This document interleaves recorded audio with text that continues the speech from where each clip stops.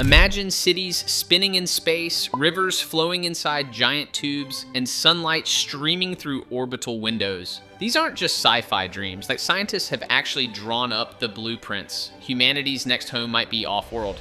Let's dive right in. Imagine a sprawling megastructure floating endlessly through space. One day, humans may occupy an orbital settlement several hundred kilometers from Earth. Perhaps humans will settle closer to the Moon or in the main asteroid belt beyond Mars.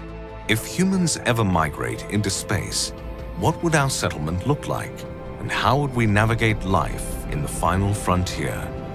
A space colony must withstand the harsh conditions of space, but it must also create a safe and comfortable environment for generations of human colonists. This animation style is gorgeous. It's got that Kurzgesagt crispness, but with its own quirky DNA. Think sci-fi infographic meets cosmic daydream. It makes a space colony feel less like a NASA blueprint and more like a place you'd actually want to order DoorDash from, if DoorDash could deliver through the asteroid belt. Any habitat must have replenishable sources of food, water, breathable air, and medical supplies, and it must spin to produce artificial gravity. Though scientists are unsure how much gravity we need, space colonists also require protection from solar radiation. The sun releases a continuous stream of charged particles, called solar wind, and intermittently strikes in deadly bursts known as solar particle events. Further radiation from galactic cosmic rays and charged particles trapped in the Van Allen belts may endanger the occupants of any space colony. Scientists have overcome some of these hurdles while constructing the International Space Station, or ISS. In 1998, the first modular piece of the ISS launched into Earth's orbit.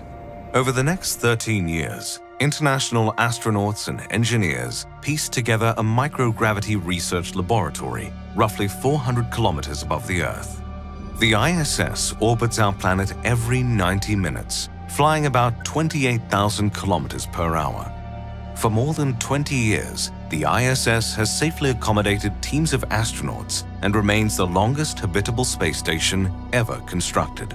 The ISS is basically humanity's starter home in space. A cosmic IKEA build that took 13 years to assemble and still needs constant maintenance. But here's the kicker. Shielding people from radiation is way harder than shielding Wi-Fi in your basement. Cosmic rays don't care about lead walls. Some concepts even suggest burying habitats under asteroid rock. Imagine that. Our first space condos might literally come with free caves.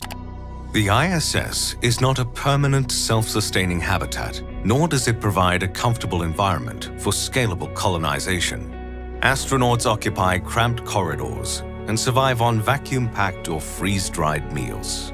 In this challenging, isolated environment, astronauts are susceptible to social and psychological problems like anxiety and depression. Prolonged exposure to weightlessness or microgravity also causes changes to the body's organ systems, including muscle atrophy, visual impairment, and a loss of bone density. Though the ISS is not a permanent settlement, it has yielded valuable insight into life in free space. Were humans to construct a larger structure, say for 100 or 1,000 colonists, we may build upon the technologies used aboard the ISS. For instance, any space settlement must be equipped with a closed-loop life support system. The ISS life support system is not a closed-loop system, but it is generations beyond the earliest days of spaceflight, when astronauts carried all their oxygen and water in tanks. The ISS is like the world's most expensive college dorm. Tight hallways, questionable food, zero privacy, and your roommate is floating upside down, eating powdered shrimp. But those cramped conditions revealed how fragile humans really are in microgravity. Muscle melts, bones crumble, eyeballs warp. It's basically instant osteoporosis space edition. Still, without that unglamorous data, we wouldn't even know what to design for a real colony. Closed-loop life support? That's the holy grail. Recycling air, water, maybe even poop. Yeah, space is grossly efficient. Over the years, the ISS has served as a test platform for an Environmental Control and Life Support System, or ECLSS, which recycles water, maintains temperature, and ventilates habitable cabins. Two devices generate oxygen by electrolyzing water, while carbon dioxide and other volatile gases are absorbed and vented into space. For the past few years, the European Space Agency has been testing a different life support system, which processes roughly 50% of CO2 on the ISS to create oxygen. Newer still, a photobioreactor built by German scientists uses photosynthetic algae to consume CO2 and release oxygen in the presence of light. This system also produces biomass, demonstrating how future life support systems could supply astronauts with replenishable food. Okay, this is where it gets wild. Algae is basically the unsung hero of space survival. Forget sleek sci-fi tech, the future might just be pond scum saves humanity. The photobioreactor trick turns CO2 into oxygen and food, which is like upgrading your air filter into a salad bar. It's poetic, honestly. Astronauts could one day survive on floating green goo. Not glamorous, but hey, if it worked for Earth's first ecosystems, it might work for Mars commuters too. Still, some oxygen must arrive from Earth in tanks, not only for emergency storage, but also for use in spacesuits. Currently, the ISS cannot pressurize generated oxygen to support astronauts on spacewalks. The station also relies on regular shipments of nitrogen, the most abundant gas in the cabin air. As future spaceflights, like NASA's Project Artemis, take astronauts farther into space, life support systems will advance incrementally. New systems may generate an Earth-like cycle, which provides breathable air and replenishable food for astronauts, and eventually, space colonists. If we design an efficient closed-loop system, how might scientists construct a habitat capable of supporting a large colony in free space? Scientists have attempted to answer that question for over 100 years, but many of the most influential ideas come from the mid-1970s. At the time, an influential physicist named Gerard O'Neill believed humans had the technology to construct orbital cities, potentially capable of housing millions of people. Gerard O'Neill was basically the OG space real estate agent pitching orbital condos in the 70s when everyone else was busy with disco. His vision wasn't just a few astronauts in a can. He imagined millions living in giant rotating habitats with parks, farms, and probably a space version of Starbucks on every corner. The crazy part, he genuinely thought we had the tech back then. Imagine watching Star Wars in theaters and then hearing, oh yeah, by the way, we could actually build this. O'Neill's first conceptual space colony features huge cylinders about 32 kilometers long and 6 kilometers in diameter. Each cylinder encases a long strip of artificial terrain, yielding 1,300 square kilometers of living space. The O'Neill cylinder, as it is known today, creates artificial gravity by rotating on its axis. The outer shell has thick radiation shields, and its walls are covered in solar windows, providing colonists with warmth and light. Incredibly, the O'Neill cylinder was designed to support a thriving natural ecosystem.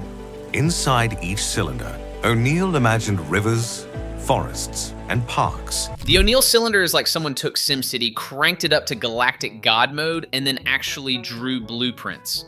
A 32-kilometer rotating tube with forests, rivers, and suburbs stuck to the walls. That's not sci-fi. That's space suburbia on steroids. The wild part is how much it mirrors Earth. Solar windows as sky, thick shielding as invisible walls. It's basically humanity trying to cosplay as nature, but inside a giant cosmic hamster wheel. Alongside cities and neighborhoods populated by over 1 million colonists. Another innovative megastructure was proposed in 1975 by a NASA summer study at Stanford University. Their conceptual model, known as the Stanford Torus, is a donut-shaped habitat with a hollow residential tube. A population of 10,000 colonists could occupy the tube's inner ring, where cars and homes are held in place by the torus's rotational gravity. Shortly after the Stanford Torus, O'Neill proposed another habitat called the Bernal Sphere. In this design, O'Neill downsized his massive cylinders to a globe less than 2 kilometers in diameter. On account of its smaller size, the Bernal sphere rotates more quickly than a larger-scale colony, completing just over 1 rotation per minute to produce Earth normal gravity. These inventive habitats inspired many more concepts in the 21st century. In 2006, the Kalpana 1 orbital settlement was proposed as an improvement upon the megastructures from the 1970s. Kalpana 1 uses rotating cylinders like the O'Neill cylinder to create Earth normal gravity. Caps at the end of each cylinder provide a continuous source of light and solar power, while shields in the hull structure protect colonists from radiation. The Stanford Torus, Bernal sphere, Kalpana 1. It's like humanity's greatest hits of space architecture. The torus is basically a giant cosmic donut, ideal for anyone who's ever dreamed of literally living inside a Krispy Kreme. The Bernal sphere shrinks things down but spins like a record player on fast forward just to fake gravity. And Kalpana 1, that's the remix version. Sleeker, with solar caps and better shielding like the iPhone upgrade of 70s space utopias. Unfortunately, few organizations possess the resources to build or transport materials for a space colony, even a light or compact one. Thus, scientists have proposed innovative solutions to lower the cost of construction and transportation. If humans construct a colony near the moon, we could cheaply build structures out of lunar regolith. Raw materials launched from the moon to a construction site in free space could be assembled into walls, windows, and machines using 3D printing technology. For colonies constructed in the main asteroid belt, humans could harvest resources from nearby asteroids and the dwarf planet Ceres. We may possess the technology to put a structure in space, but it's unlikely humans will create an affordable and replenishable habitat in the coming century. However, new, hyper-efficient designs may accelerate humanity's push towards space colonization. Today, our society is largely bound to the Earth, but tomorrow, our descendants may be living amongst the stars. Here's the wild part. Every one of these designs, from giant space donuts to asteroid cave condos, feels like humanity scribbling drafts of its future homework. We might not see it this century, but the thought of people gardening under artificial skies or raising kids inside a spinning megastructure is just goosebumps level epic. When our descendants look back, Earth might feel less like home base and more like the cozy origin story before we went interstellar. Koranos did an amazing job with this video. The link's in the description. And hey, the next one, let's just say it's a topic you definitely didn't see coming. Stay nerdy.